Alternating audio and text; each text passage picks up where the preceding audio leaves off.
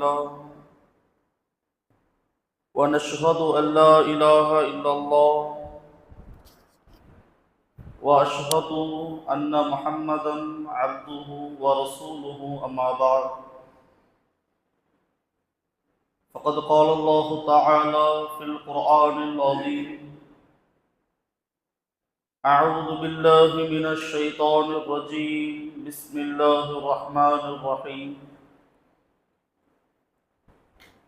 إن تعدوا نعمة الله لا تحصوها إن الله غفور رحيم صدق الله العليم. இந்த உலகத்தை படைத்து பரிபாலிக்கக்கூடிய ரப்புல் ஆலமீனுக்கு அனைத்து புகழும் புகழ்ச்சியும் உண்டாகட்டுமாக.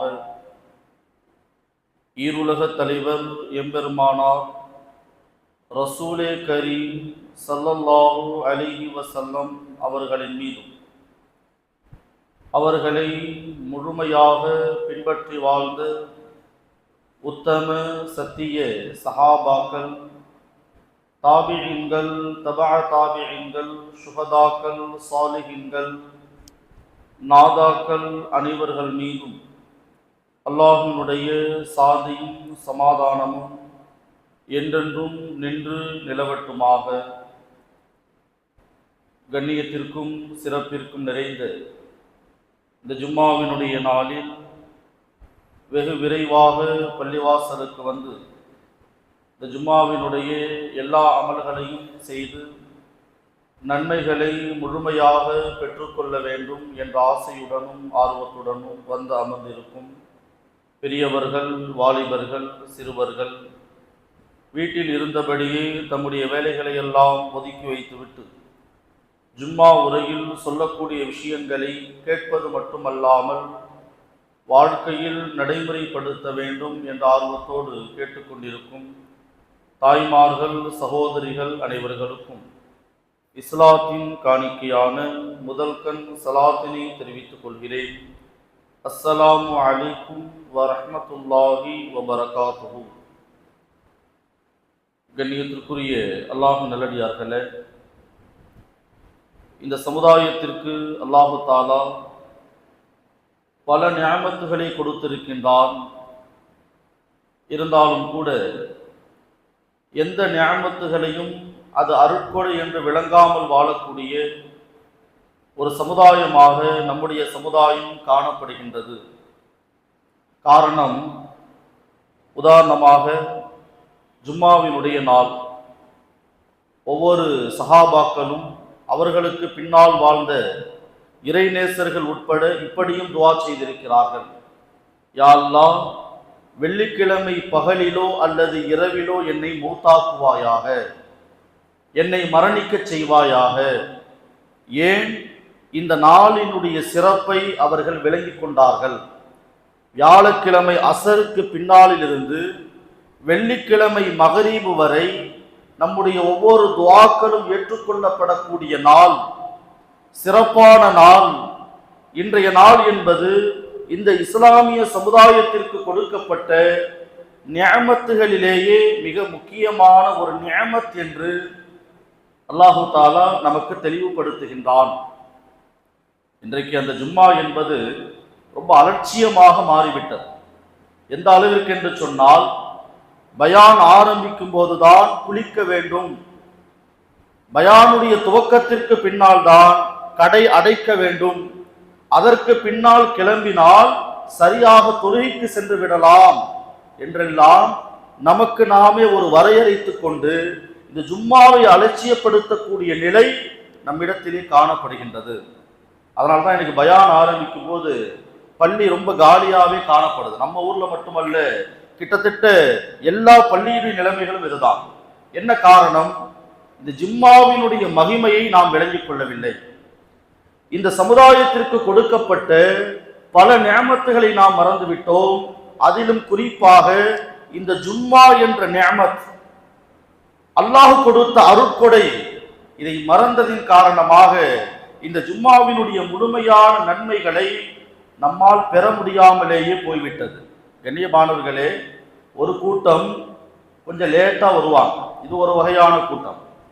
இன்னும் சில நபர்கள் ஜும்மா தொழாமலேயே வீட்டிலேயே இருக்கின்றார்கள். ஜும்மா தானே பார்த்துக்கலாம். ஜும்மா தொழுகையிலும் கூட வெளியிலே ஒரு வேலை ஏற்படுத்தி கொண்டு அந்த வேலைக்காக வேண்டி பிரயாணத்தை மேற்கொள்வதும், அந்த வேலை முடிக்க வேண்டும் என்பதற்காக ஜும்மாவை விட்டு விடுவதும், அல்லது இன்னொரு மார்க்கத்தில் அனுமதி இருக்குது, ஜும்மாவை விட்டுட்டா நாம லுஹர் தொழுதுக்கலாம்.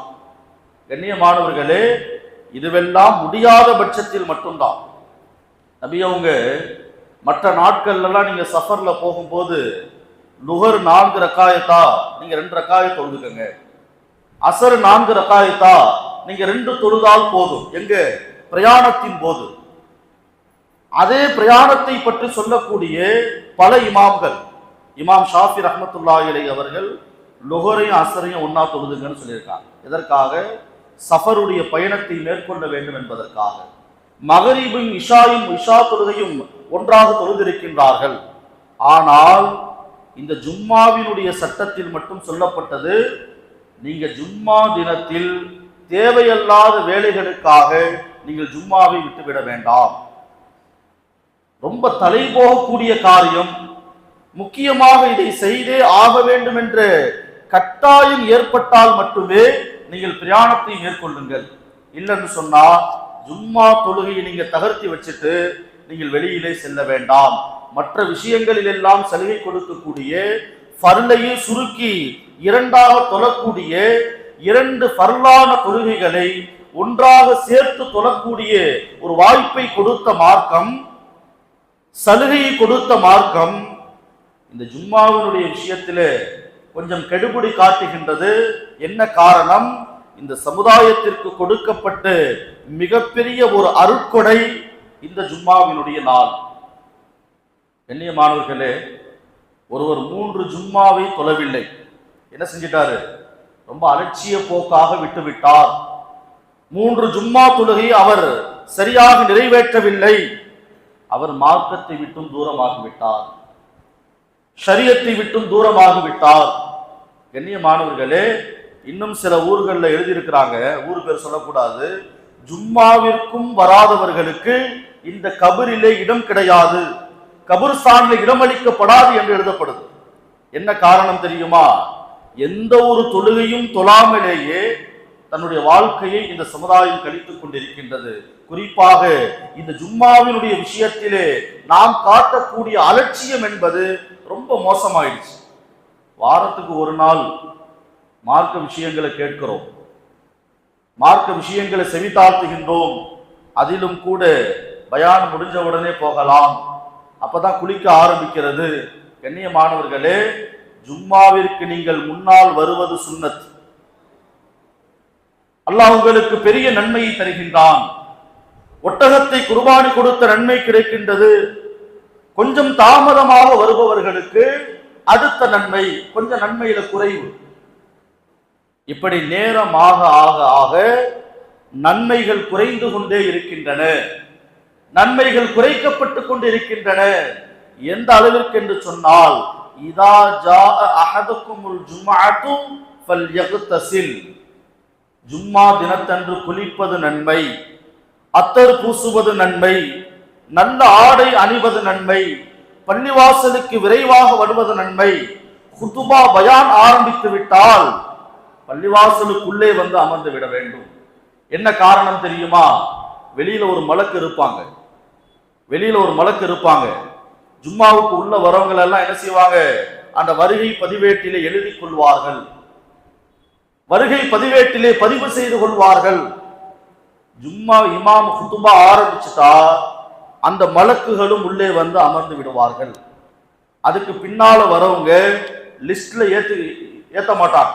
எப்படி ஸ்கூல்ல அட்டெண்டன்ஸ் முடிஞ்சதுக்கு பின்னால நாம பள்ளிக்கூடம் போனா அந்த வருகை பதிவேட்டிலே நம்முடைய பெயர் இருக்காதோ, அதே போன்று இமாம் உள்ளே நுழைந்து குதுபா ஆரம்பிக்கப்பட்டு விட்டால் ஜும்மாவினுடைய அட்டெண்டன்ஸ் முடிந்துவிடும், ஜும்மாவினுடைய வருகை பதிவேடு முடிந்துவிடும். அதனாலதான் சொல்றோம், ஜும்மா தினம் என்பது கொஞ்சம் பிஃபோரா நாம என்ன செய்யணும்? பள்ளிவாசலுக்குள்ளே வர வேண்டும். பள்ளியிலே வந்து அமல் செய்யவில்லை என்றாலும் கூட, அமைதியான முறையிலே உட்கார்ந்து இருந்தாலும் கூட அவருக்கு பன்மடங்கு நன்மையை அல்லாஹ் தருகிறான். அதனால்தான் சஹாபாக்கள் துஆ செஞ்சாங்க, யா அல்லாஹ் வெள்ளி பகலிலோ அல்லது இரவிலோ என்னை மௌத்தாக்கு, என்னை மரணிக்க செய், இப்படியும் துஆ செய்திருக்கிறார்கள். கண்ணியமானவர்களே, அதனால இந்த ஜும்மா தினம் நமக்கு கொடுக்கப்பட்ட பெரிய நிஅமத். அல்லாஹ் குர்ஆன்ல சொல்றான், இன் தஅது நிஅமத்தல்லாஹ், நீங்கள் அல்லாஹ் கொடுத்த நிஅமத்துகளை நினைத்து பாருங்கள், லா தஹஸூஹா, நீங்கள் மறந்துவிட வேண்டாம். அப்படி மறந்தீர்கள் என்று சொன்னால் அல்லாஹ் உங்களை மறந்து விடுவான். இன்னைக்கு நாமளே என்ன செய்யறோம்? ஒருவர் நமக்கு உபகாரம் செய்தால் நாம் அவருக்கு உபகாரம் செய்யறோம். யாராவது நமக்கு என்ன செய்யறாங்க? நல்லதை செய்தால் அவருக்கு நாம நல்லது செய்யறோம். அல்லாஹ் அப்படிதான் குர்ஆன்ல சொல்றான், ஃபதுகுரூனி அதுகுருக்கும், என்ன நீ நல்ல நிலைமையில நினைத்து பார்த்தால், உனக்கு பல லட்சங்களும் வீடுகளும் வாசல்களும் செல்வங்களும் இருக்கும் போது அல்ஹம்துலில்லாஹ் அல்லாஹ் எனக்கு கொடுத்தான் என்று நீ நினைத்தால், வஷ்குரூலி, எனக்கு நீ நன்றி செலுத்தினால், அல்லாஹ் சொல்றான் அதுகுருக்கும், உனக்கு கஷ்டமான நேரம் வரும்போது உன்னை நான் நினைத்து பார்ப்பேன். என்ன நீ நினைச்சின்னு சொன்னா உன்னை நான் நினைப்பேன். எப்போது? உனக்கு உண்மையிலேயே சிரமம் ஏற்படும் போது. இப்ப நல்லா இருக்கும்போது நாம அல்லாஹ்வை நினைக்கல, அல்லாஹ்வை மறந்துட்டோம், எல்லாமே இருக்குது, அல்லாஹ்வுடைய சிந்தனை இல்லை, நினைவு இல்லை, அல்லாஹ் கொடுத்த எந்த நியாமத்திற்கும் நன்றி செலுத்தவில்லை. இன்னைக்கு மனிதனுடைய பெரிய தவறு என்ன தெரியுமா? கொடுத்த நியாமத்தை நாம் மறந்து விடுவது. அல்லாஹ் கொடுத்த கண், எத்தனையோ உள் உறுப்புகள், இன்னைக்கு அந்த உறுப்புல ஒரு சின்ன ஃபால்ட் வந்துருச்சுன்னா பல லட்சம் நாம செலவு பண்றோம், பல கோடிகள் செலவு செய்கின்றோம். இந்த உறுப்புகளை எல்லாம் அல்லாஹ் இலவசமாக கொடுத்தானே, ரப்பே உனக்கு அதிகமாக நான் நன்றி செலுத்துகின்றேன். என்னைக்காவது செலுத்தியிருக்கிறோமா?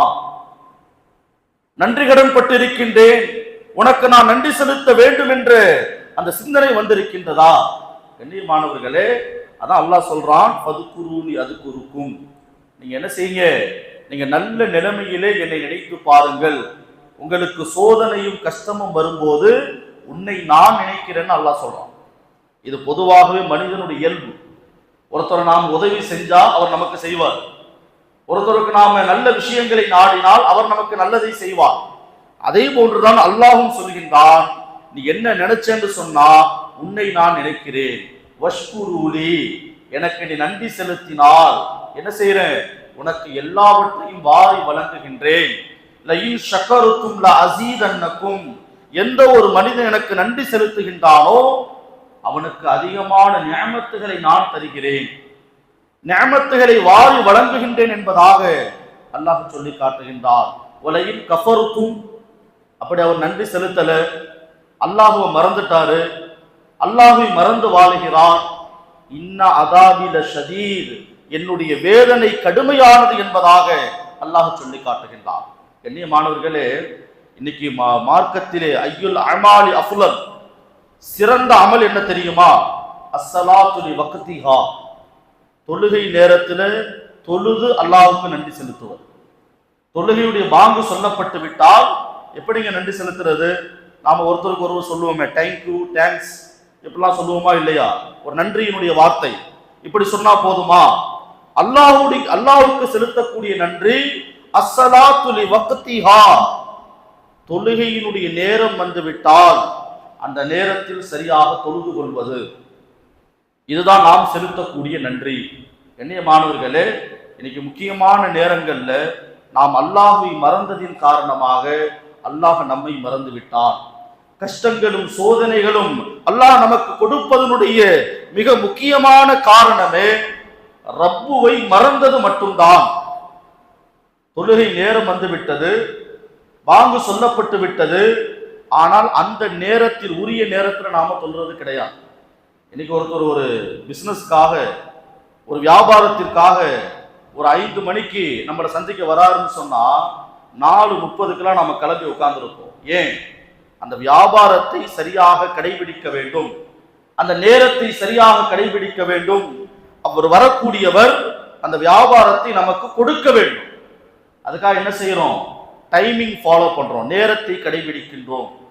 ஒரு 1000 ரூபாய் ரேஷன் கல்ல கொடுக்குறாங்கன்னு சொன்னா காலையில 5 மணிக்கு கொடுத்தா கூட 4:50 நம்ம அங்க இருப்போமா இல்லையா? அப்ப இது மாதிரியான விஷயங்களுக்கெல்லாம் நேரத்தை கடைபிடிக்கக்கூடிய நாம் அஸ்ஸலாத்து லி வக்திஹா, தொழுகையினுடைய நேரம் கடைபிடிப்பது கிடையாது. தொழுகை அதற்குரிய நேரத்தில் தொழுவது கிடையாது. அப்ப அல்லாஹ் கொடுத்த நியமத்துகளுக்கெல்லாம் எப்படி நாம் நன்றி செலுத்த போகின்றோம்? அப்படி நன்றி செலுத்தாம விட்டுட்டா இன்ன அதாபி ஷதீத் என்று அல்லாஹ் சொல்றான் குர்ஆனிலே. என்னுடைய வேதனை கடுமையானது. உனக்கு கஷ்டம் வரும்போது உன்னை நான் நினைக்க மாட்டேன், உன்னை கடுமையான சோதனையிலே ஆழ்த்துவேன், நிம்மதி அல்லாமல் ஆக்குவேன்.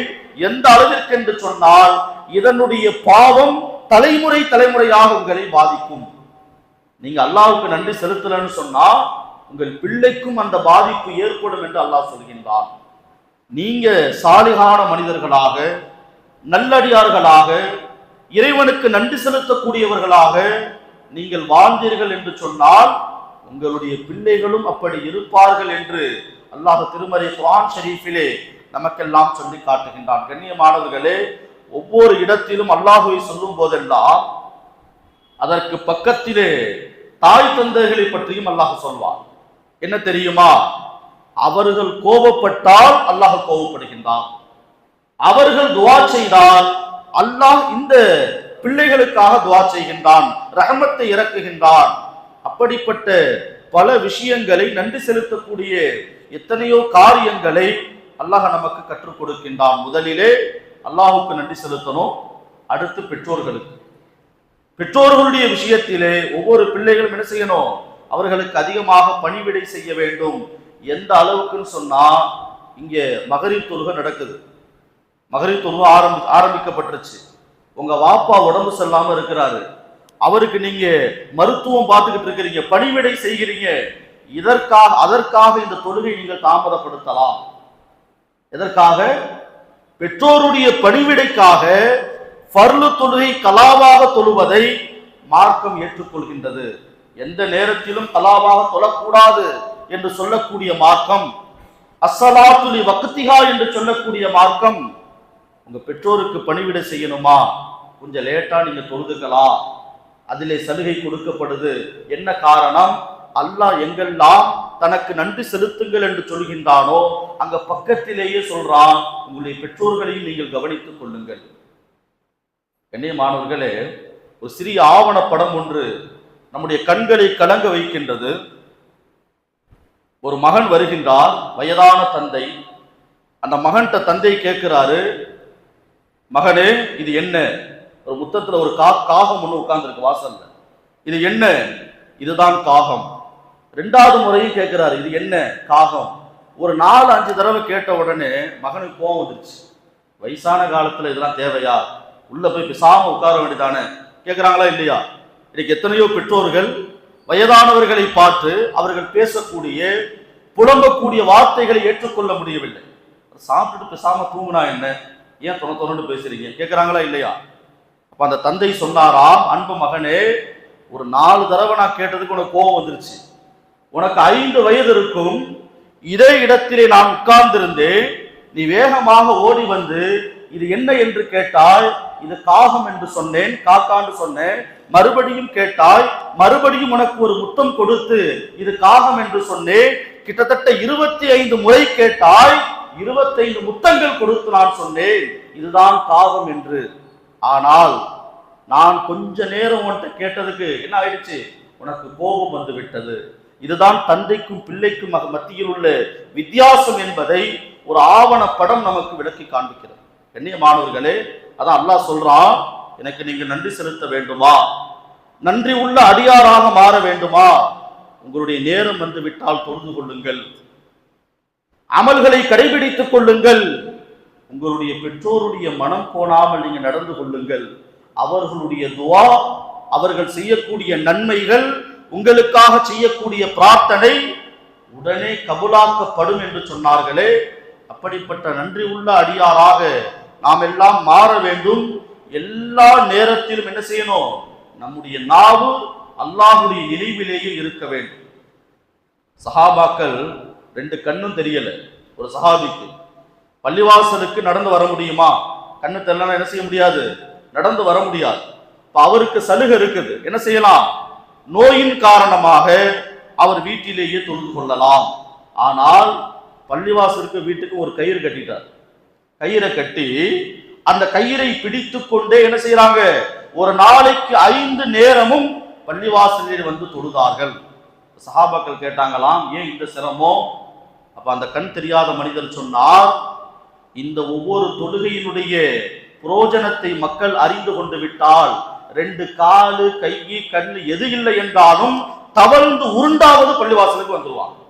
விளங்கி கொண்டார்கள், மார்க்கத்தை விளங்கினார்கள், அல்லாஹ்வுக்கு எப்படி நன்றி செலுத்த வேண்டும் என்பதை விளங்கியதன் காரணமாக அல்லாஹ் அவர்களுக்கு உயர்ந்த அந்தஸ்தை கொடுத்தான்.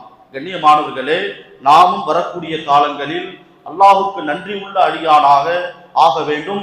நன்றி கெட்ட சமுதாயமாக மாறிவிட்டால் வேதனை ஒரு பக்கம் இருக்கிறது, அல்லாஹ்வுடைய உதவி கிடைக்காது, அல்லாஹ் நம்மை மறந்து விடுவான், நம்முடைய கஷ்டத்திலே அல்லாஹ் நம்மை பார்க்க மாட்டான், சோதனைகள் கடுமையாக்கப்படும் என்பதை நாம் எல்லாம் விளங்கிக் கொண்டு சரியான நேரத்தில் தொழக்கூடிய ஒரு பாக்கியத்தை ஏற்படுத்தி கொள்ளுங்கள்.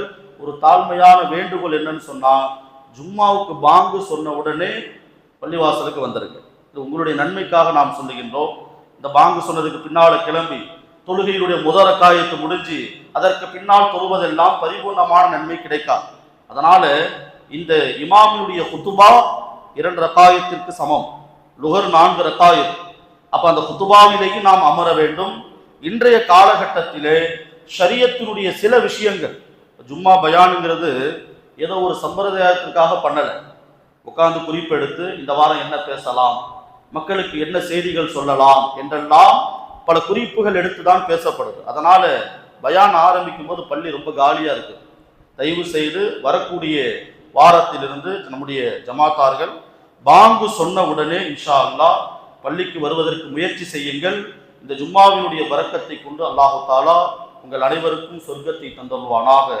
வாஹிரு தாவானா அனில் ஹம்துலில்லாஹி ரப்பில் ஆலமீன். அஸ்ஸலாமு அலைக்கும் வரஹ்மத்துல்லாஹி வபரகாத்துஹு.